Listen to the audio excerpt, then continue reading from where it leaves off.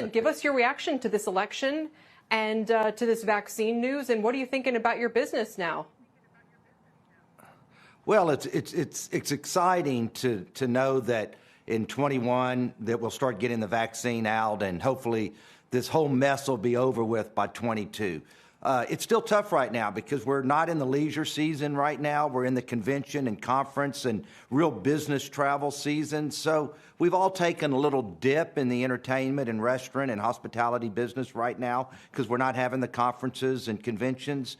But we're all excited to move on from this. And, you know, this is interesting, what's going on with the presidency. And, you know, all of us want health insurance. And people don't give credit to President Clinton, who put in the Portability Act, which lets you be an employer that now has to take it where you can't have a pre-existing condition. This really happened with President Clinton that everybody seems to have forgotten, which was so good for all the individuals where they can change from job to job.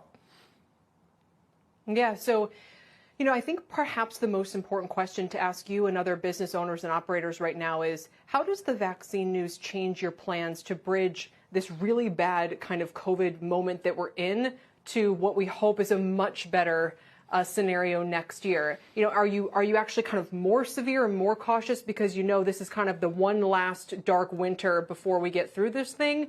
Or is it still kind of a, hey, this is existential, we need to stay in business, we need to get people, you know, in our doors and keep trying to reopen? Well, I think that I'm okay, and even the governor of New Jersey just said, hey, at 10 o'clock, no more F&B, food and beverage service. I don't mind if they do things that way, where they're being reasonable and say you're not going to go above 50% occupancy, where we can all still stay afloat in the hospitality, restaurant, entertainment business, because we do have to bring it down a little bit.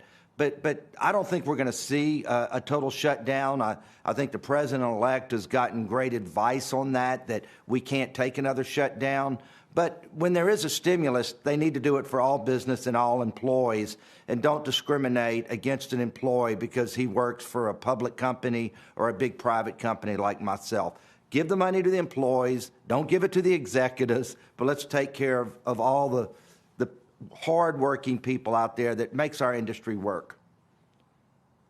Yeah, sort of in reading between the lines there, say even if they're owned by a billionaire, you know, give them help too. On that note, Tilman, I want to circle back to what you were starting to say about politics.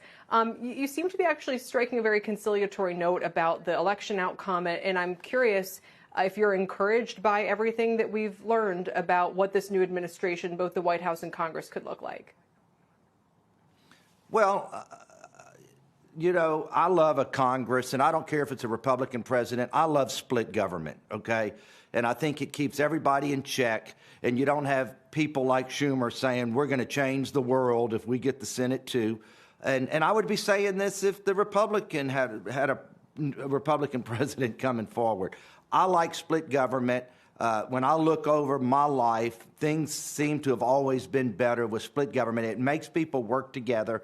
And the Democrats and Republicans need to work together right now. And I think Joe Biden, with his history in the Senate for 47 years and knowing all these guys, remember, Republicans and Democrats used to not be far apart, okay?